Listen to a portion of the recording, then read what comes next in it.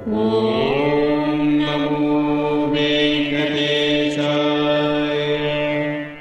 ఓం నమో వెంకటేశాయ.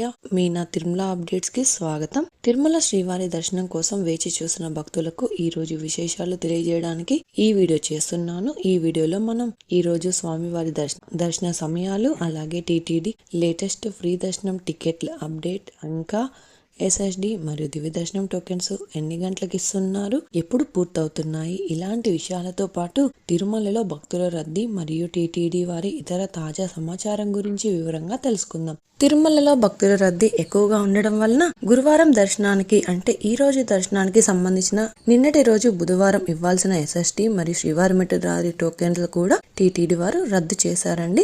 అదే విధంగా శుక్రవారం దర్శనానికి సంబంధించిన ఎస్ఎస్డి మరియు దివ్య దర్శనం టోకెన్లను గురువారం అంటే ఈ రోజు సాయంత్రం 3 గంటల నుంచి టోకెన్స్ అయితే ఇవ్వనున్నారు. కాబట్టి రేపటి దర్శనం కోసం వెళ్లే భక్తులు ఈ రోజు మధ్యాహ్నం 2 గంటల పైన ఎస్ఎస్డి టోకెన్స్ ఇచ్చే ప్లేస్ కి వెళ్తే టోకెన్స్ అయితే తీసుకునే అవకాశం ఉంటుంది. మధ్యాహ్నం 2 గంటల పైన ఎప్పుడైనా టోకెన్స్ అయితే ఇవ్వచ్చండి. ఇప్పుడు దర్శనం వివరాలు తెలుసుకుందాం. నిన్నటి రోజున ఉదయం నుంచి వైకుంఠంలోని అన్ని కంపార్ట్మెంట్లలో ఎలాంటి దర్శనం టికెట్స్ మరియు టోకెన్స్ లేని భక్తులు సర్వదర్శనం కోసం వెయిట్ చేస్తున్నారు. అలాగే నారాయణగిరి షెడ్స్ అన్ని కూడా ఫుల్ అయ్యి వెలుపల ఉన్న క్యూ లైన్ లో శిలాతోరణం సర్కిల్ వరకు కూడా భక్తులు వెయిట్ చేస్తున్నారండి.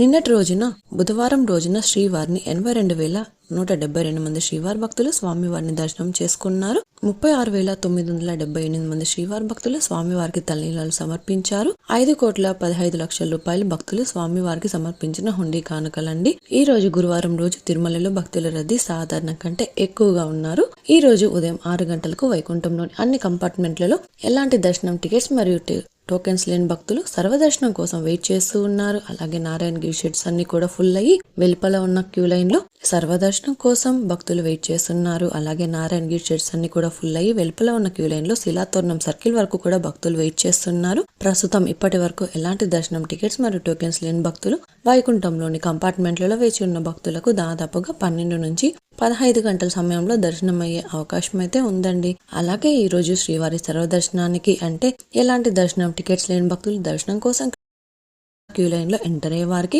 దాదాపుగా 15 నుంచి 18 గంటల సమయంలో దర్శనం అయ్యే అవకాశం అయితే ఉంది అండి. స్వామివారి దర్శనం కోసం వెళ్లే భక్తులను బట్టి దర్శన సమయాలలో కూడా మార్పులు ఉంటాయి.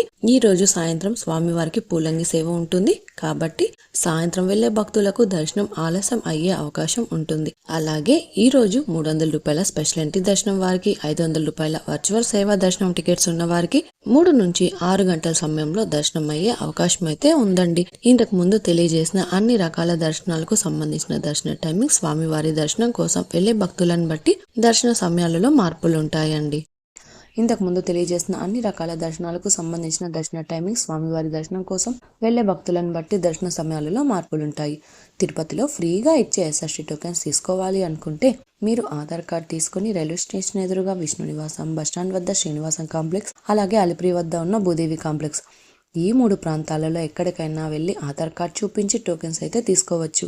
అలాగే అలిపిరి నడక దారిలో నడిచి వెళ్లేవారు కూడా ఈ 3 ప్రాంతాలలో ఎక్కడైనా టోకెన్ తీసుకుని అలిపిరి దారిలో నడిచి వెళ్ళొచ్చు. అలాగే శ్రీవారి మెట్టు దారిలో నడిచి వెళ్లేవారు మాత్రమే అలిపిరి వద్ద ఉన్న భూదేవి కాంప్లెక్స్ లలో ప్రత్యేకంగా ఉన్న కౌంటర్లలో మాత్రమే టోకెన్స్ తీసుకోవాల్సి ఉంటుంది. ఎందుకంటే అలిపిరి నడకదారి మరియు శ్రీవారి మెట్టు నడకదారి మధ్యలో ప్రస్తుతం టోకెన్ అయితే ఇవ్వడం లేదండి.